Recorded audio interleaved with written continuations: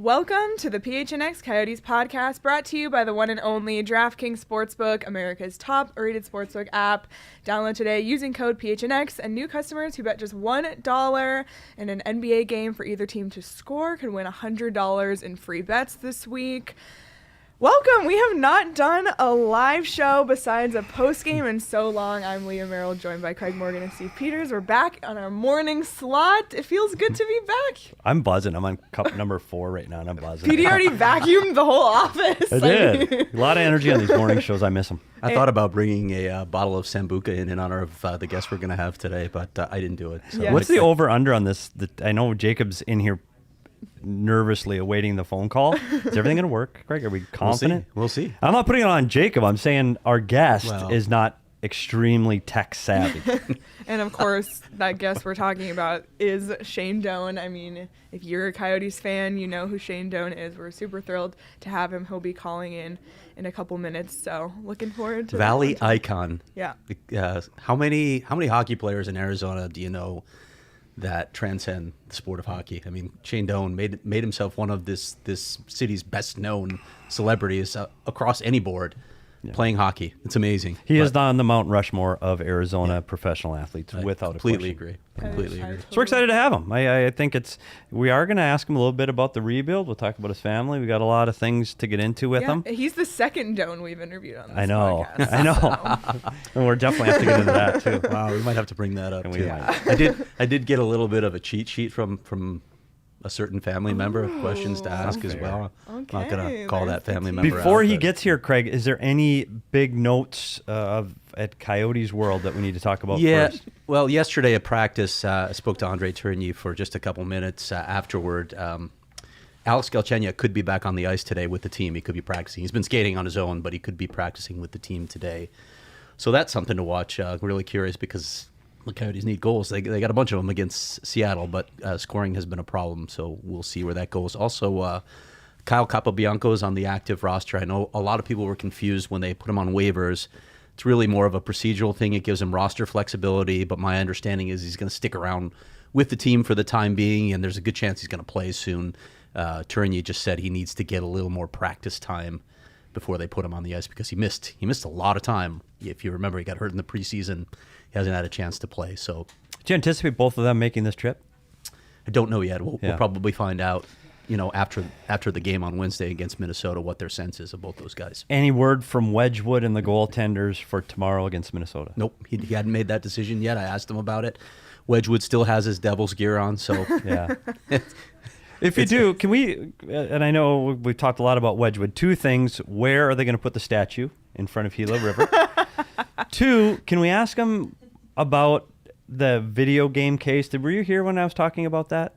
The video game case with his picture on it? You might have missed that. I think I missed that. Well, can you ask him, when he got on the bus in New Jersey in 2017? Oh, yeah, I did hear you. You did say yeah, that. and he had that case with his likeness on the video game trip. Can you ask him about that if it still exists? I'd really like to get a picture of that. So ask him about that next chance you get. I will check in with him on that. I don't even know what to make of that, to be honest. I'm just curious. I always want to ask. You said it was was it like painted on, or was it? Yeah, I think it was painted. It might have been a sticker. That's why my memory's fuzzy. I'm early 50s. I don't remember, but I want to know. This is why Jacob likes us to do the morning shows. He's afraid by the evening, us old guys. No problem for Leah, but we'll probably Seriously, be falling bedtime. asleep in the chairs. True story. Something I also want to bring up is we haven't talked about, look what I'm wearing today. I know.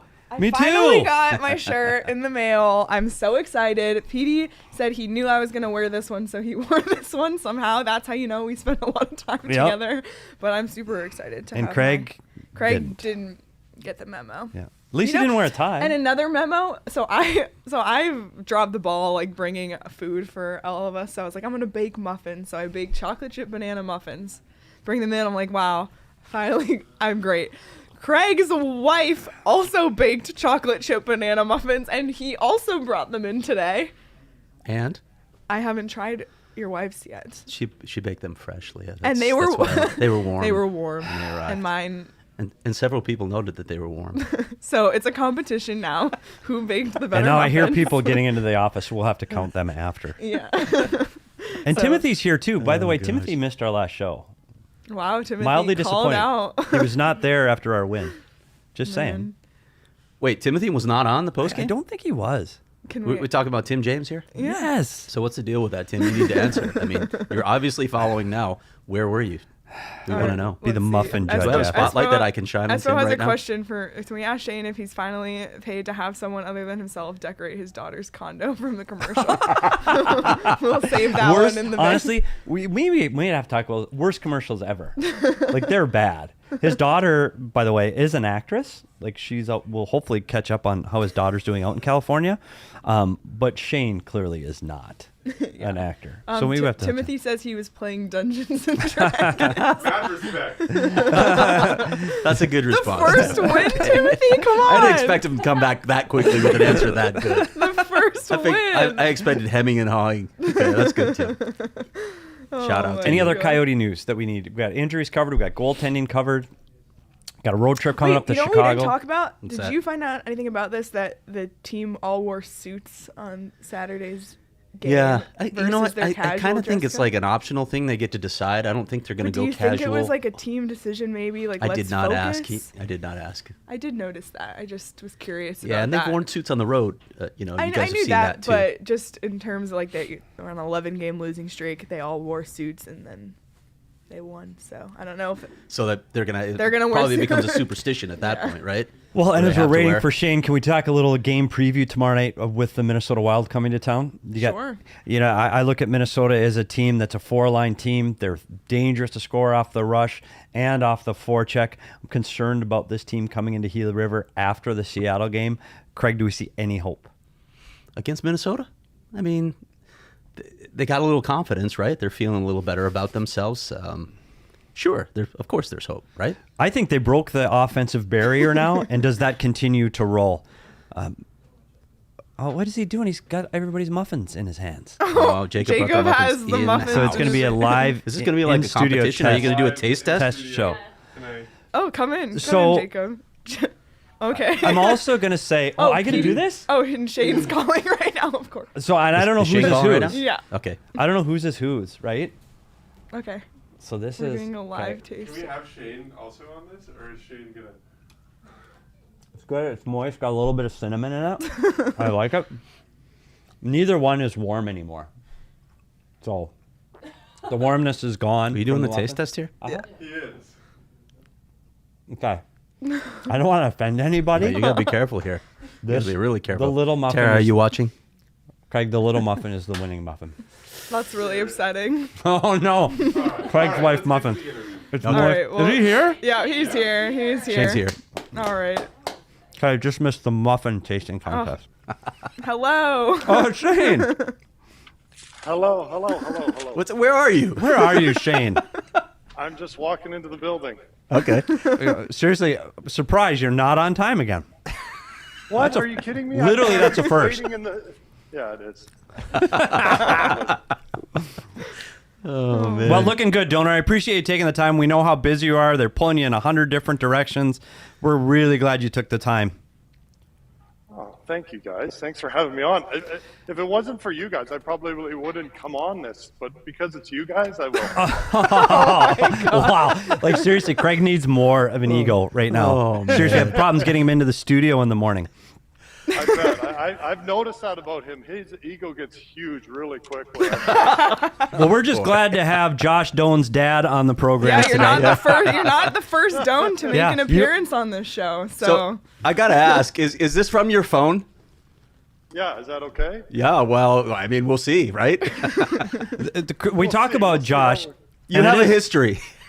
Shane, we are when we talk about Josh and we talk about on the show, we do give a lot of ASU hockey love around here, and I'm sure his whole life has been that Shane Doan's son. It has to have been, and in the Valley, and that's how we played hockey. Do you think we're getting to a point now that you've been removed from the game that it won't be long till you are Josh Doan's dad? Like Keith Kachuk is Matthew and Brady's dad. Do you think you'll get to that point?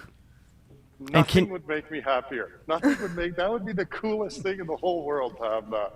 Yeah, I think. I mean, obviously he's had success and he's having success, and I think that he can have more, and I'm looking forward to it. By the way, as long as we're on ASU, we could roll on that for a little while. I've wondered, when Mario Lemieux's son was here, he kept to himself. He stayed way off in the corner and tried to avoid everybody. How do you handle those game days when you go to Oceanside? Yeah, we stay in the corner and watch from the corner.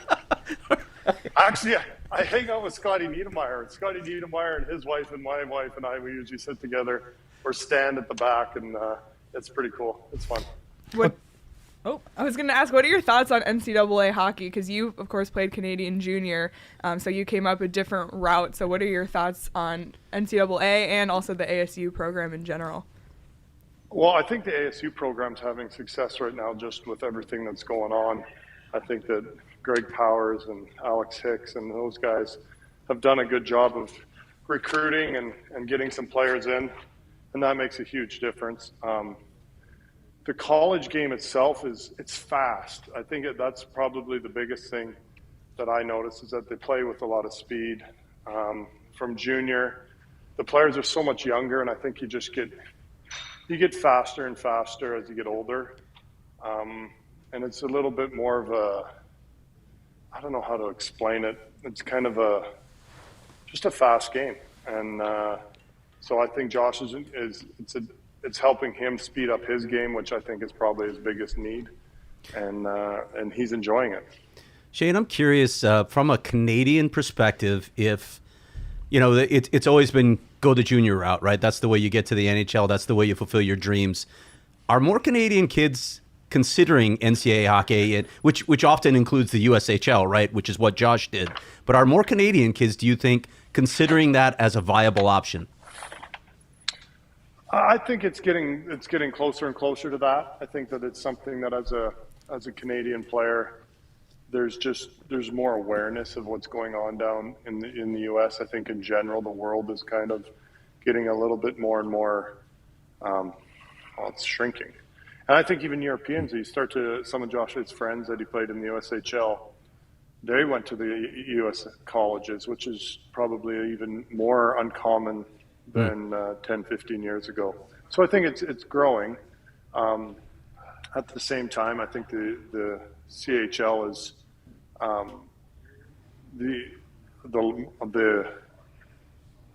the talent in the CHL is incredible too. Like the way that the guys that get drafted in the first, second, third overall are coming out of the CHL and going straight to the NHL, which happens more, I think, in that league than any other league.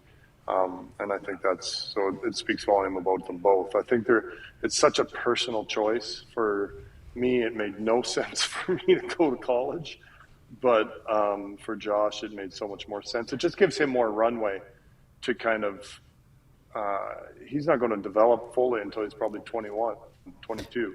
Where at 18, I was 220 and I physically was developed enough that I could play. But Shane, it's still a viable path to the NHL though, right? I think we're seeing a lot of guys that are still able to go that development route through the NCAA, and they can still play in the National Hockey League even though they chose to go to American University. Oh, no. That's my point, is that it's become more of a viable route than it's ever been. And for somebody like Josh, it's such a personal choice. And I think in the past, the CHL was really the only choice, and now the USHL has shown that there's individuals that it's better to go through the college system, but I think they're both equally as good, and it's such a personal choice in where you want to go and how you want to get there, and being able to understand who you are as a player, understanding what your identity as a player is. I think too often people try to lump, no, that guy should definitely go to junior. And they don't really know the player, and they don't know what is the way that he's going to play. And then there's other guys that he needs to go to college. He needs, it doesn't work. It has to be a personal awareness of your own game and your own situation. It's so important. We've talked a lot about Josh, but I'm curious, what are the other Doan kids up to? Carson is he's my youngest boy. He's singing and doing the kind of art side, and then out of the blue he decided to play football this year. So wow. He is playing football. he figured out he's going to probably be better at running into things than pretty much anything else. Him and I are probably going to be he's going to be ended up built more like me. And that's usually what I was, that's about the limit of my skills, is running into things and picking things up. So that's what he's doing that right now. And he still loves the other day, maybe my proudest moment ever as a dad was the other day. I came home and he was playing the piano, and he was playing Piano Man, and then he switched over to Hamilton, the King song. I don't know if you guys know the King song. Yeah. It's a great song. And then he switched over to a third song. I can't remember the third song. And he's like, Dad, they're all the same. Look at this. And he's playing them and singing them. And I'm like, I can't hear anything that he's talking about, like what he's expressing. Like, he's like, can you hear that? And I was like, I can't hear any of it, but I am so proud of you that you can, because I don't see any of it, and I don't get it, and I don't understand it, but this is amazing. I have a son that can do that. So it was a pretty cool moment for me. So he's into that art side, but at the same time, he's just an awesome kid. And then my youngest daughter, Karis, is just applied to go to Barrett's Honor College, so she's hoping to get in there. And she's like the leader of our family, probably, and telling everyone what to do and making sure everyone does it. She just finished, she was the rector for Kairos, which is, I didn't understand totally, but I do now, which was a huge thing, and I was pretty proud of her for that. And my daughter Gracie is in California. She had an audition the other day for a show that George Clooney's directing, and so I don't know if she's got a call back for that, but she's having some fun trying to do that. And she graduated last year, and she's working, finding out that it's hard to work as a 22-year-old, and she has her Bachelor of Fine Arts, but she's trying to stay open to be able to do the acting thing and loving it. And a lot of no's. You get told no every single day. I don't know how she does it. She's an incredible person to have that much strength. So that's all of them. We talk about our director of content here, Greg Esposito, asked, we've seen you on our local television a lot redecorating your daughter's condo. She clearly is the actor of the family. Has she helped you out at all? Like, do we have to see that again, Shane? Like, she's great. You're not as much.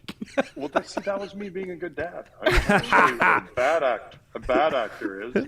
And then, when you're around like if you're a fairly good runner, but you run beside someone that's really, really slow, then you look really, really fast. Fair. Like the Flash that runs in for the Atlanta Braves. Have you ever seen that guy do that, Flash? Yes. He looks like he's like the fastest man in the world. Mind you, he's running against guys that haven't ran 200 meters in 25 years and probably had too many drinks. So he looks incredibly fast. So that's what I was doing. I was trying to be the guy that couldn't run, and she looked really good. So that's just me being, selfless. Well, Shane, I'm going to take this in a different direction right now, buddy. I hate to do this to you, Shane. I'm going to take it in a little different direction just quickly. Okay. We take it a little more serious, because I know our fans, and we talk a lot of Coyote hockey here, and our fans are looking at a team that's 1-10-1. Frustrations are high with the fan base. They all understand what we're doing. They all understand what the team is trying to achieve, and the stockpile of draft picks, and they're looking to the future. And believe me, they're on board with the rebuild, and everybody's great. From your perspective, 12 games in, how is this rebuild progressing, and what can our fans hope for from the rebuild? Well, and as we've went through this, I've heard a lot of people say lots of things about how hard this is, and it's difficult, and it is. There's no question about it on everybody. But it is not harder on anyone than it is on the players themselves. Like, this is the hardest thing to have to deal with. As a player, I went through it a couple times, and it's hard to even explain, because your family, your friends, people around you are telling you, that, what are you doing? How do you deal with this? What are you going to do? Do you see, like, this isn't fair to you? This isn't, what you signed up for. And yet at the same time, that's being a player, and you deal with it. I dealt with it, went through it, and it's hard. 12 games in, and my heart breaks for the players. My heart really does break for the players because I know how hard it is. 12 games in, I think there's some things that we're excited about. I think what Veggie's done, and as a goaltender, he's somebody that we think that's a legitimate goalie that's kind of taken that next step. You look at Lawson Krause, I think he's on the verge of becoming one of those premier guys that is capable of doing a lot. You're going to have to find some individual things that you get excited about. You're getting a chance to see Andrew Ladd. I think I'm excited about the fact that he's getting an opportunity to kind of achieve what he wants to, kind of answer the bell that, you know, he felt that he didn't get a chance to in the last little bit here. You look at a guy like Gostisbehere and the type of, he's kind of feeling the same way. There's things that we can feel that we're seeing improvement. I think that we probably could easily have won probably 3 or 4 more games out of those 12, which not that would have made us feel that much better, but at the same time, I don't think we do this again. We don't go 1-10-1 again in the next 12. And I think that Bear is creating an environment that's positive and exciting. And facing adversity is never, ever easy, and nobody ever wants to do it. And we're trying to figure out a way that we can manage this. But my heart breaks for the players, and I'm a fan. My heart breaks as a fan too, but as much as I'm a fan, I've experienced what those guys are going through on a daily basis. And as a fan, you get upset during the games, and you get upset when we lose, and you get upset when things don't go right. But you don't carry it home. You don't go home back to you. You don't wake up in the morning thinking about it. And, these are competitive guys that want to win, and we got to find a way to give them a chance to still enjoy this game as we go through this, and find a way to make it so that they feel that they're benefiting from it as well. Shane, you mentioned that you've been through this yourself. We all remember the 2014-15 team, and that was a rough season.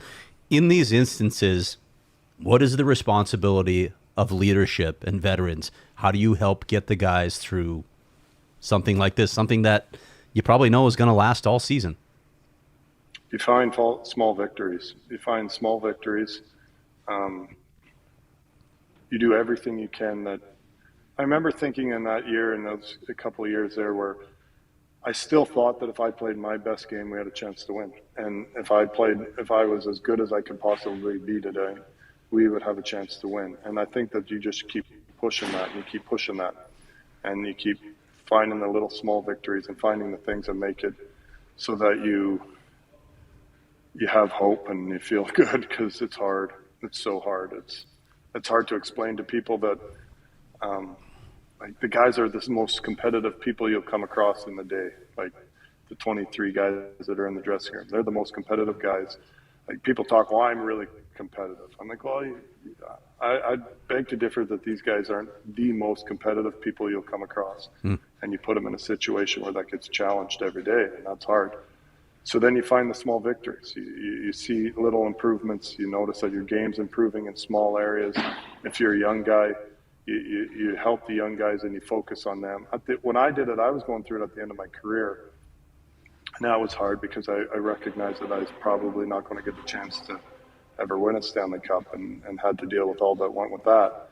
So then you start talking to the young guys, and you're like, hey, you got to enjoy the moments that are difficult. Like, you have as much chance to grow in the valleys as you do on top, and you got to figure those things out. That just sounded really philosophical, but at the same time, it's true. That's what you have to do. But that's who you are, Shane. And do you have that picture of Shane post game in the locker room?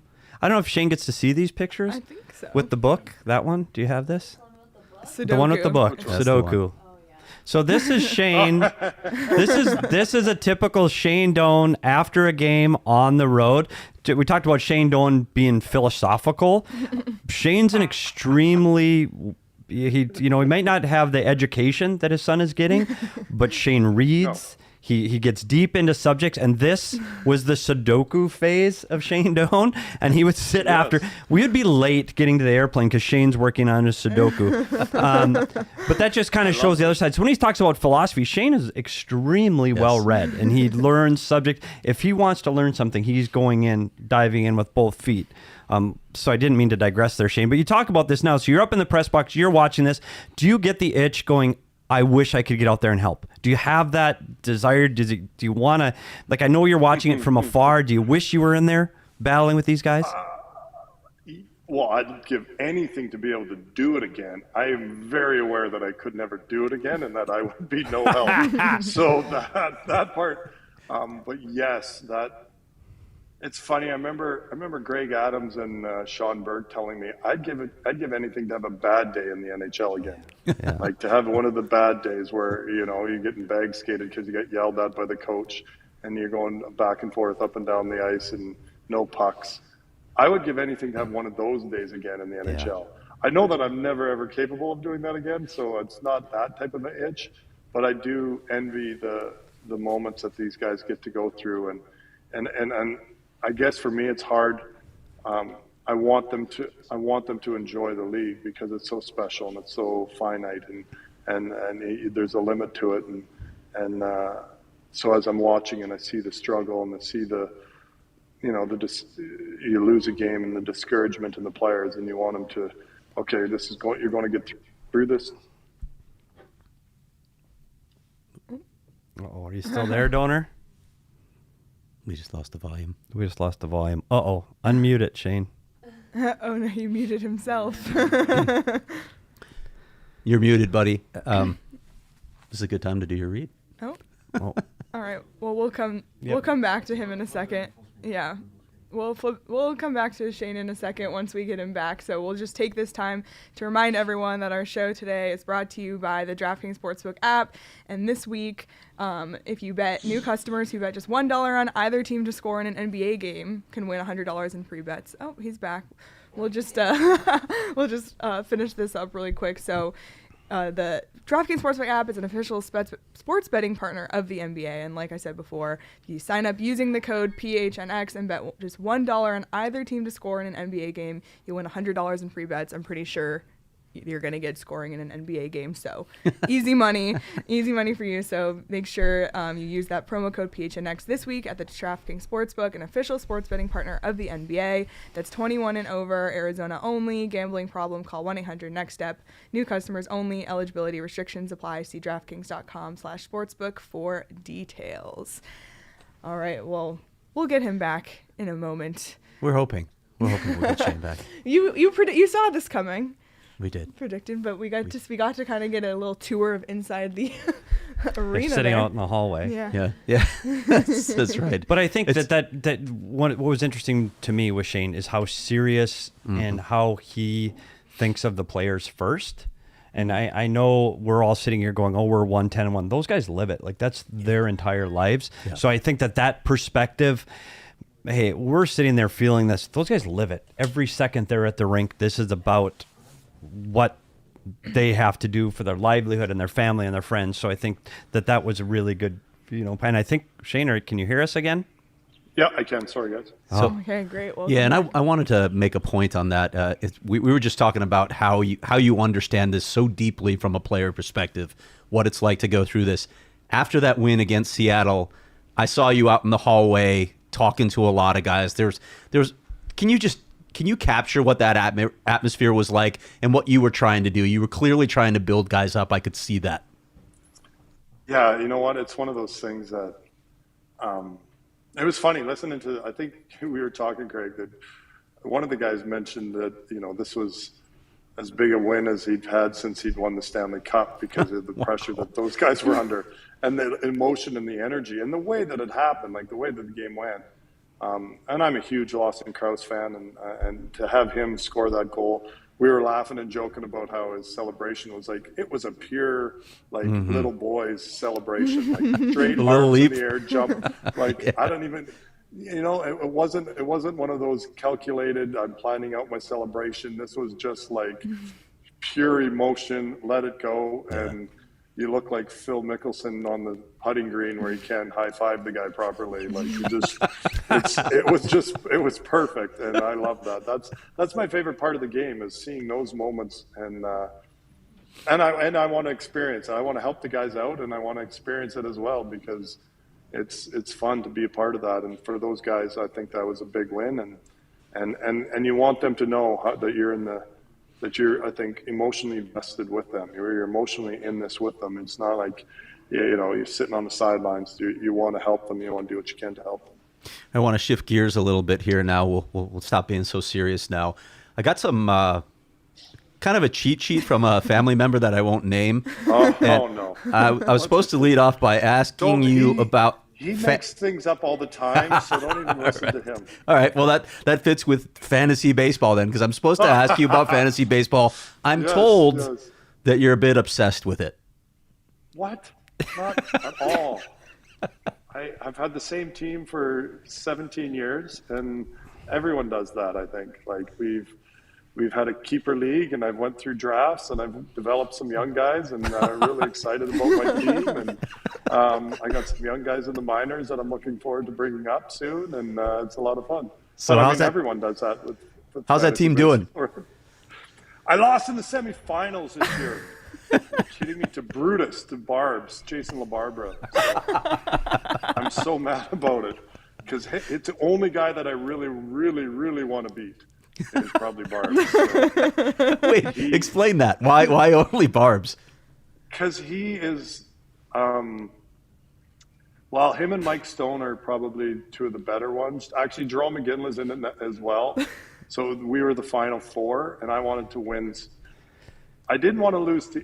I could have handled losing to Stoner if I had to, except for he's got the best team right now. Yeah. But Barbs is just cocky and arrogant, just a bad person. So I'm totally joking. Bad person. Yeah. And one of the nicest guys in hockey, Jason LaBarbera. Literally, maybe one of my favorite people I've ever came across in hockey. And yet he sends me these emojis when he beats me, or whatever GIFs or whatever they are. Yeah. And it bugs me. And so I might send a few back to him, so we have a few inappropriate GIFs going back and forth to each other, and have a lot of fun with that. But yeah, that's so fun. Our team, Mike Bond is on. He's the commissioner, the evil commissioner. And then we got Johnny Bernal is still in the league. Stephen Reinprecht, Brian McGrattan, Christian Dvorak's a new guy that's joined it. Matt Stajan's in there. It's a fun group. We have a good time. I think there's 14 teams, so it's a blast. I was just gonna ask. You mentioned sending GIFs back and forth. These two talk to text. Do you talk to text? Because I've never seen people voice text more than these two. I can't spell, so I have to talk. What, and those big mitts yours too? Can you even hit the little keys with those hands? Good grief. It's unbelievable. I can't spell, and I hit the wrong button all the time. And they both got texts from me in the past that I'm sure they're like, what the heck what is he trying to say? It is no punctuation, and the worst texter in the history of texting is me. So... And they can chirp me about whatever they want in regards to response and delays. And busy guy. It's all true. Yep. It's all true. You're a busy guy. And you know what? I feel okay with that, Shane, because I know it's literally everybody, including and up to your second dad, Stan Wilson. And do you have that picture? Yes. There's a picture that says Stan and Donor. Oh, let's see. Oh, boy. Oh, yeah. Let's see. Is it the right? No. Nope. That's. We're going to talk about your fashion. No, it's the one that was says a good preview, though. Yuka don't stand. Now you know what's coming. Oh, might not have sent it. Go back to that one, the jacket one. So we talked about your fashion sense, Shane.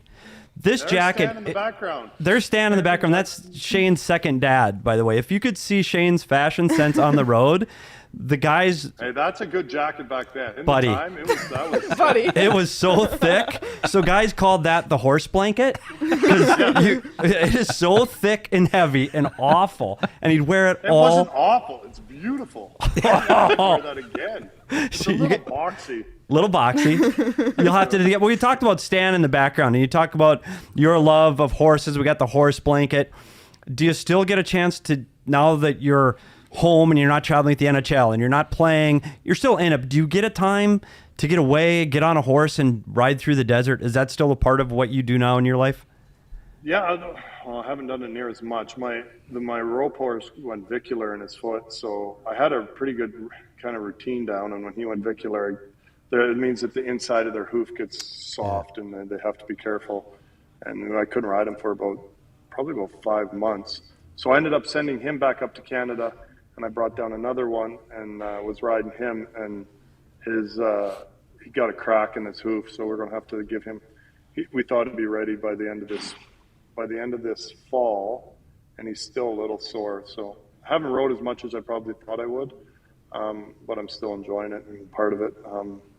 I get to go out there every now and again and kind of see him, and we'll ride in the arena, but we haven't ridden them out very much. Is that just kind of a clear your mind experience? Is that what that is?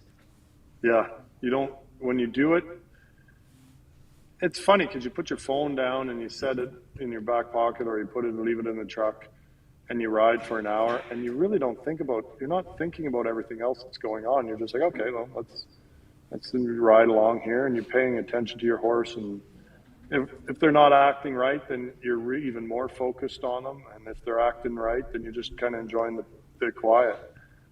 There's a great line in one of the songs is I can't remember the name of it, but it says there's no peace and still, like you can't find this type of peace and still in a pill, and it's just about being quiet and riding in nature. It's kind of a cool song. I like it. Since we're on the topic of animals, farm animals, and Bobby Francis, by the way, called Shane the pig farmer. That was his nickname for him. Way back when people did back then. Way back when they retired your number, I did a story series called 19 Days of Doan. One of those stories was on branding. Castrating. Do you still do that, by the way? Is there the annual thing that you had Tyson Nash up to and just absolutely horrified him for life? We haven't done that. We do more steers now, so we'll run about 160 head of steers, and then buy them in the spring and sell them in the fall. So that's a lot of work, and Mom and Dad are getting a little older, and it's not something that I've thought about it. I looked at cow-calf pairs this last year to do it again, but right now, and it was a good choice because there's no hay at home. I am sounding like a farmer right now. It's one of those things that there's no hay at home, right? We got no rain.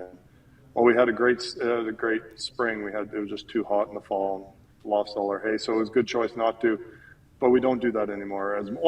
We haven't done it the last few years just because we're giving Mom and Dad a break and no one else. We don't want it. It's a lot of work. Calving season is so much work. It's middle of the night checking the cattle. And Dad doesn't want to. I don't want Dad doing that. He would do it. I know he would do it if I did it, but I don't want him to do it. So. Of all the people you brought up there, who was the worst at it? Was it Nash? Nope. There's some other people that were way, way worse in places. Like way worse. I got a video of some people that literally have no idea and we did it in such a bizarre way. Like usually you do it with a chute and a cradle and you kind of flip them on their side, and then they would so the way we would do it is you'd put one in the chute, and then you'd let one go, and then I'd throw one. So then I'd throw one, and then they put one in the chute, then I'd throw one, and they put it in the chute. But you get tired, like exhausted tired, because they're big and they're heavy, and holding on to them is a lot of fun. Craig mentioned the retirement of the number 19, and no Coyote will wear that number again. So it's so iconic for Coyotes fans to see that number 19, and it's you're 19. That's what people call you. Why 19? Like, did it something as a kid, or is it somebody you emulated? Like, why and where 19 came from? So I wish it was way more like romantic than it really is, but so I was number 4 growing up because I wanted to be Bobby Orr. I was a defenseman. And then I was always the youngest guy on the team because my birthday is later in October, and most guys that played the game seem to be born earlier in the season. If you read the book by Malcolm Gladwell, The Outsiders, he kind of goes through all that. Anyway, sorry. I was always one of the youngest guys, so I always would get last choice. And the year before I went to Kamloops, I was number 28. And when I got to Kamloops, 28 was available. The only problem was the guy that wore it the year before was Scott Niedermayer. And I was like, no chance I'm wearing that jersey. And then a gentleman that was around the same age as me was from Cranbrook and wanted to be Scott Niedermayer, so he asked for that number. And so the last number left was 19. And I was like, yeah, that's great. And at the time, It was obviously Stevie Yzerman and Joe Sakic, and I thought they were incredible and amazing. And so I was excited about that, and I loved kind of the history of the game. And so that was kind of cool. And then when I got to Winnipeg, I wore 21 for the first 9 games of my career. Right. Because Nelson Emerson had it when I got there. They traded him in training camp. And Craig Helzinga, who's the assistant GM of the Winnipeg Jets, was our trainer at the time. And he's like, Shane, if you want 19, you can have it now. And John Paddock came and said, Shane, if you want 19, you can have it now. And I was like, I haven't made the team yet. I'm not changing my number. I'm not doing anything. I'm just keeping my mouth shut and staying away from getting noticed too much. And so I waited for my first 9 games. And then Zinger came to me and said, okay, kid, good job waiting. You've waited until your 9 games. You can have number 19 now. And so then he gave me 19, and I've been with it ever since. And it's funny because you'll see my rookie card, some of my rookie cards, I'm in 21. But that was before only the first 9 games of my career. Wow. How is bizarre, weird? How is this new gig for you? I can't say retirement. I mean, you're not a player anymore, but how is this new gig? How busy are you? What are you doing on a daily basis?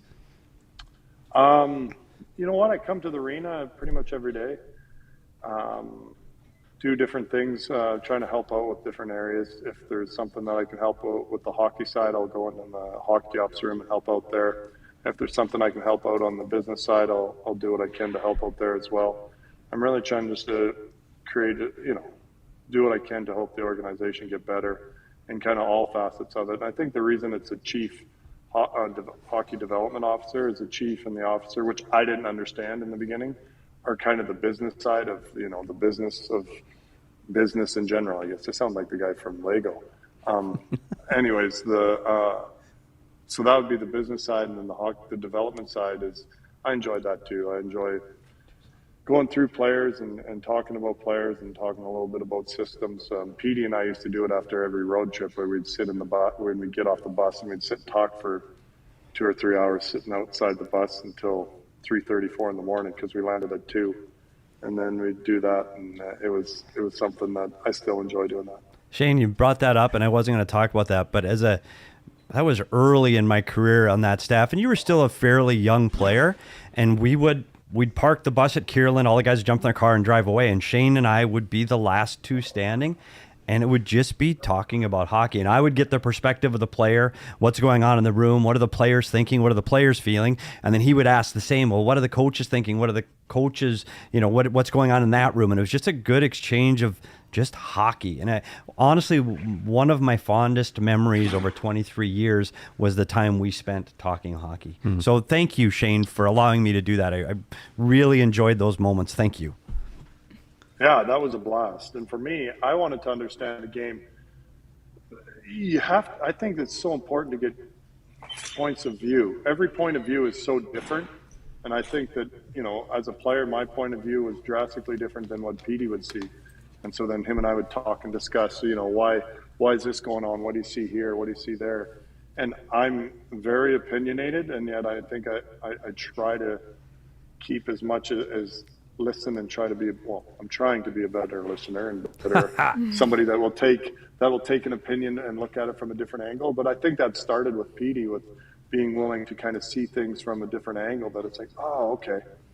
I totally disagree with that decision, but I understand why that decision was made. Yeah. And it helped. It helped so much. And I think it gave me a better grasp of just the coach's room. And it was a huge asset for me. We did just get the stand picture, and so you can. Oh, I want to show you this. There. This is kind of stands. This kind of shows the family atmosphere that Shane helped bring to this team.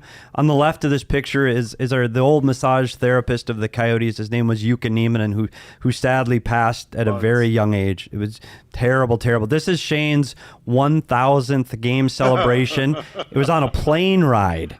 We were headed to Anaheim, and he didn't get the regular, everybody gets to go out in the city. We had to get on a plane. And this just shows, first, how happy he is, and how he's celebrating, and he got to do it with the people he truly cared about. And this is one of the pictures that just kind of defines Shane Doan for me. That was an incredible. Jukka is one of those people that we all miss very, very much. And a little bit of chicken fried, eh? Yeah. We requested it every time back in Nashville for the next 15 years. He raise a hated glass. country music. He hated country music, but he did love the song Chicken Fried. So in Nashville, he would walk into the bars with us, put down $20 into the tip jar and say, play Chicken Fried. And that's it. That's all he wanted to hear. He didn't want to hear anything else. And But so not it's only a did he like it, tradition. Shane, he would sit in his massage room, and you didn't hear it once or twice. Yeah. Or he literally played it on a loop. I remember in Anaheim, I was sitting in the coach's room. His massage room is right next door, and Chicken Fried came on second time, a third time, a fourth time. I'm going out of my mind. So I finally go, yeah. Yuka. I said, who is playing this song? And Yuka's a big guy. And he said, I am. What you going to do about it? And we literally had a fisticuffs in the middle. We wrestled in the locker room in Anaheim. I swear we did. We fought over Yeah, it. what are you going to do about it, buds? Yeah. And he pinned me in about 30 seconds, and he won, and we listened to He's a Chicken big man. Fried. You know what I've learned about Petey from spending time with him on this show? He's had altercations with a lot of people in the Coyotes organization. I'm a little stubborn, Shane. Hey, as opinionated as I am, Petey is just as opinionated. Yeah. And that's what made our conversation so much fun. Yeah, we would get heated. Shane and I we never came to physical blows because I'm not that dumb, but we would get into some heated philosophical discussions about some very serious topics. Wait, so speaking of, just having opinions, I need to know, because this is a hot debated topic on our show. Do you put ketchup on hot dogs? Oh, no. Oh, well, if you have relish and mustard, but you can't do just one. You have to have all three. Well, Craig, what do you think? Craig's disappointed. He doesn't think ketchup belongs on hot dogs, and I do. You know I'm from Chicago. Yeah, you Chicago. You can't have ketchup on a hot dog if you're from Chicago, unless you're Christian Fisher, who I don't know what happened there. It was clearly bad parenting. But you have to have relish on them. Relish is part of a Chicago dog. He says relish is fine. Everything else but ketchup. Yeah. So that's pretty much it. You got to have ketchup with the relish, with the mustard. Well, we're talking about food. Hey, it was nice knowing you. Shane, we'll talk about food briefly because this was Shane's one of the few old school hockey. Shane was there when rookies grabbed the suitcases off the bus and carried, when Keith Tkachuk, do you think Keith Tkachuk and Jeremy Roenick picked a bag up off the bus? No, it was Shane Doan and Danny Briere. I guarantee it. Now, Shane, do break stride. There was a rule. Don't make. That was what the vets would say. Don't make me break stride. So they would get off the bus, and you'd have to get to the door and open the door before, so they never ever broke stride. So that you walk right into their room. Don't break stride. Games changed. That's great. Games changed. They don't do that anymore. But that brings me back to the food. So post-game meals, pre-game meals in the hotels used to have a lot of items that you don't see anymore. Ice cream. Shane Doan, but they had ice cream in the rooms. And Shane Doan, the ice cream, we're not getting rid of ice cream. It was a bone of contention with general managers, coaches, and Shane Doan. There was ice cream until the day Shane Doan retired. There is no longer ice cream in the pregame meals. Yes, and I don't understand it. It's not like, have you seen these guys? They are shredded and ripped. It's really, the ice cream is going to be the difference. You want to talk about getting in their head about a young guy being like, you had a bowl of ice cream, so now you're going to be terrible. I'm like, that's a great message to send to our guys. And they're like, it's like, well, you don't eat healthy enough. You're right, because they ate a bowl of ice cream and now they're going to be bad. But you can't control them for the other 20 hours in a day that you can't see them. And I promise you they're eating stuff that's going to make them feel worse if you're not watching them. So give them the freedom to make their own choices and let them be men. That's my opinion. Wow. Don't tell Mike Bond, the former strength and conditioning coach. I know. Every one of those guys hated me for that. And I'm like, I don't understand. I think you did fine, Shane. Yeah. Your career was just fine. And guess what? It makes it so that if you're abusing it, then yes, we should watch it. But it goes back to balance, and we need guys to have better balance just in general, and trust that the guys are going to have balance, and they do. And Shane, I want to show you another picture here. This is you later in your career taking care of your body, and this is how you were able to play someone. So this is a day towards the end of Shane's career. It's Marty Hands on the left and Antoine Vermette on the right, and there's Shane Doan in the hot tub. They had to practice, and Shane got a maintenance day to feel better. Okay, wait. I did not take one optional for my first 600 games. And that is 100% the truth. Not one time. And guys, to the point where Tip and Bobby Francis were annoyed at me because they'd give me a day off. They'd be like, "Oh, it's an optional." And I'm like, "Well, I'm skating. I love to skate. It's so much fun to be on the ice." And yes, I did get a couple at the end of my career. And that's, hey, Martin Hansel was met. That's obviously not a real practice because I think he only practiced like 20 times in the last 10 years. Oh, God, him. Yeah. Because he's never, ever practiced. I practiced 4 times as much as Marty Hansel did when I was 40 and he was whatever he was, 25. Yeah. And you never left the ice, by the way. If I knew I was talking to you that day, I knew I was going to be there an extra hour. Because you'd get off the ice. Over games at the end of the practice. Have fun out there. That's right. But then in the locker room, how many times did we close down the locker room? I remember Rich and Aaron telling me, get a room when I was talking to you one day. Yeah, all the time. Hey, everyone loves that. Hey, my theory, I'm reading a book right now, The Relentless Elimination of Hurry, which Petey's already teased me about being late, and so I probably took that a little too far in some areas because that's where I need a little bit more balance in my life. But it's one of those things that I think that relationships and everything that is good in life, if you are in a hurry, you're going to miss out on it. And so I, for the most part, tried to slow things down as much as I can. Well, that's what we call a walk-up. And when I played the game, apparently, out on the ice. So, yeah, not as quick as your son. As Petey would point out to me at the end of my career quite often. Yeah. Shane, I think you're missing a step. Like you're definitely slowing So, down, Shane. We're going to talk about that. Our beloved equipment manager, Stan Wilson, we've talked about. They order sticks for the players, and they have their names on their sticks, right? So it's like S. Doan. S. Doan would be on a stick. There was a set of sticks that came in that said SDONE. So it became, Shane, you are so done. So done. And that became a mantra in the locker room for years because his career, Shane, you're so done. You're so done. Aren't you done yet? Okay. I've done a lot of things, but no. We have a show here at PHNX called The Sports Show, and we talk about all kinds of different topics. Okay, we get to hear from the Diamondbacks guys, the Cardinals guys, the Sun guys. We all get in a room and we talk Arizona sports at PHNX. And one of the topics I was involved in a few weeks ago was the best sports nicknames in Arizona history. And I was responsible for bringing Coyote names. And unfortunately, guys like you, hockey guys are lazy. It's ER, Donor, or Schmitty, or Galley, and like honestly, Verby.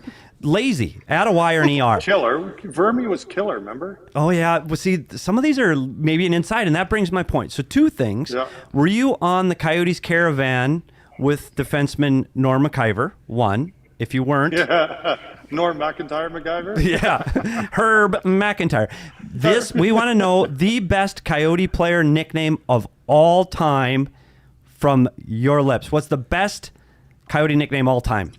Well, it's not a nickname. It's just the best name of a player, I believe, in professional sports. And it was Paris Doofus. That's a good call. That's his actual name. It's not a nickname. It's not a nickname. I have his jersey. I got his Mic jersey drop. made up. That's the only jersey I ever have is Paris Doofus's. And it's just unbelievable. Like, that's his name. And he played, I think he only played 1 game for us. And when he was a goalie, I think he lives in Colorado now. And it was like, wait a minute. Can you say your name again? And he's like, it's Paris Doofus. I'm like, that is awesome. But for nicknames, I think the Walt is a good nickname. Like, I think Walt's name for Keith Kachuk was a good name. That's one of those ones. And your good buddy Yandel? Yans, yeah, that's a great nickname. I know. Can I say it? You can say it. Okay, it's Jelly was like the best nickname ever. Because his name's KY. KY. His initials are KY. And so he was so proud. He was so embarrassed, he said, of that nickname when he was younger because his uncles would call him that. And then when he got older, he's like, oh, yeah. Oh my god! Do you keep in touch with these guys, Shane? We had a thing where we talked about guys. Do you meet those guys on the road? Like after Keith got traded, would you still see him for dinners? Did you meet with them? Do you guys still stay in touch? Is there a strong alumni group with these Coyote guys? Yeah, there is, and it's hilarious. Like Teppo Newman and Wild the Blue will send me like making fun of me. Just out of the blue, I'll get a text of like a pig or of something like just one of your pigs got out, or maybe like just dumb things. And yeah, we stay in touch. And remember, like, Petey, when we did that 20-year reunion, when we had everyone come back, and we did a kind of hot stove at DC Ranch. Yeah. We had everyone there on the mic. It was the coolest thing, because it's crazy on how you fall right back into your role as a player. Like, I was a young guy, the lowest on the totem pole, and we got around those 20 guys, and it was like instantaneously, I was the young guy, I was the lowest on the totem pole, and I loved it. It was so cool. We had Gartz and Keith and JR and Jimmy Mack and Dally Drake and Chris King and Cliff Ronning and all those guys there. And yeah, we all stay in touch. I think that's a big part of what I want to do here with the alumni, is really kind of bring that personal touch back to those guys and really make it something that I want us to be the most welcoming organization to the alumni in the league, where if you're part of the Coyotes, it's a special, special group. There's a couple teams that have it. I think St. Louis does a good job. Calgary does a pretty good job. But I think that here in Arizona, we have a ton of guys from other teams that are here in town, with like Mike Medano and Marty McSorley and Peter Budai, Eddie Lack, and all these guys. And I think it'd be somebody that we could really do a good job as an organization of bringing all that back. Well, Shane, we have kept you a full hour, and we are all aware that if we asked you to, you would stay longer. Yep. But just really want to say thank you so much for being here. Really, thanks for sharing the time with us. Always great to talk to you. And before I let you go, and before I let Leah sign off here, I'm supposed to relay that Josh is much better than you at FIFA. Oh my goodness! And that is a lie. I won't argue with a lot of things. I will. But on that particular point, I am very sensitive. He knows that I can beat him. I might not beat him the majority of the time, but he knows we can beat him. It's the only video game that I've played that actually I play Smash Bros. To. And I can beat them in Smash Bros. Sometimes. So, yeah, that's not true. And I told you he's a liar. And there he goes doing it again. Oh my gosh. All right, Shane, thank you so much. Thanks, Shane. We appreciate your time. Hey, Petey, thanks so much. Craig, thanks so much. Leah, I am very impressed that you spend this much time with those two. Oh, thank you. And you must be a remarkable, patient woman to spend that much I have time with this these sign two. just in case. Yeah, It quiet, says quiet, please, that I can use. There you go. See, I can see it. That's perfect. You definitely need that, especially if they each get their own opinions going. They both are very opinionated. Exactly. And Craig will just agree with you and then not tell you that he disagrees. And be like, I totally disagreed. Thank you for expressing your viewpoint, Shane. And then I don't agree with any of it. And Petey will just tell me right off the hop, I disagree with your viewpoint. Yeah, Shane, I get that. Yeah. I can see that for sure. Shane, and I know this is overused in the Valley. You truly are not just a great athlete and a great representative of the Coyotes organization. You're an extremely good person. And everybody out there, everything you've heard about Shane Doan, it's not over the top. It is 100% all true. You're a good person first, and the rest follows after, Shane. So thanks for taking the time. We really appreciate it. Thanks, Petey. I appreciate it, guys. Anytime you guys need me, I'd love to come on. So thanks, guys. Awesome. Thanks so See you, much, Shane. See you guys. Great. Wow. Well, that was Shane Doan, long time. Full hour of Shane I didn't Doan. know the 19 story. I didn't even know either, he actually. was a I'd never heard that. I didn't know he was a different number. See, that's what you get in when you turn into PHNX. You get, like, how many interviews has he done? A few, probably, in Arizona. I never knew the 19 story. That was great. Can we also just acknowledge, so somebody had pointed out he used Veggie as the nickname, so we got him on board, because this is a veggie-only podcast, so glad that he agrees with us on that one. Yeah, that was great. That was fun. Stuff. That was really Always fun. great Well, talking. Yeah, and you know what? Yeah, I think it all comes full circle in what we're talking about here with this organization and how much he wears it on his sleeve. You could see it in his face. You could see it in his demeanor and what he said about the players that are going through this right now. Honestly, I saw some of the comments. People say they feel better about it now, and it does. It means, hey, Shane's still there, and he's still helping. He might be not driving the bus, but he's surely on the bus. And we talked about this in that time period while he was away. he needed to be a part of this organization. It was a no-brainer to literally everybody in the NHL community that he needed to be a part of this organization. So kudos to the Coyotes for finally bringing him back in the fold. Definitely. And good to PHNX for getting him here. Yeah, that's awesome. Well, you can get great content like a Shane Doan interview, but also all sorts of amazing content here at PHNX across the board. All the beats, Cardinals, D-backs, Suns, Coyotes, U of A, ASU, all You of even it. said ASU. You left it till last. I but, did leave it till last, Being a U of but, A you know. alum that you are. Yeah, U of A had their first win They this did week. get a win, Yeah. finally. Exactly. Well, you can find all that great content and more at gophnx.com. Sign up to become a member. Join the family. You get a shirt if you do. You can get Exactly. this one, that one. Craig, where's your shirt? Sorry. I didn't get the memo. Still. Wow. Okay. Next time, Craig. Next time you're in studio. And as always, make sure you subscribe to PHNX Sports on YouTube. Follow PHNX Sports across all social media platforms, and of course follow PHNX_Coyotes on Twitter. We're still, it's not off the table. If we hit 5,000 followers by the end of the year, Espo will take a slap shot. So please follow us on Twitter. And Please follow us on Twitter. Please. We all want to see that. we all want to see. Maybe we'll do it even if it doesn't happen. We'll see. And follow each of us at S. Peters Hockey, at Leah Merrall, at Craig S. Morgan. We'll be back tomorrow night for the post-game show after the Minnesota Wild game. Any closing thoughts from either of you? That was a great day. Yeah. Always good to talk to Shane. Always good. All right. Well, thank you so much, and we'll see you all tomorrow.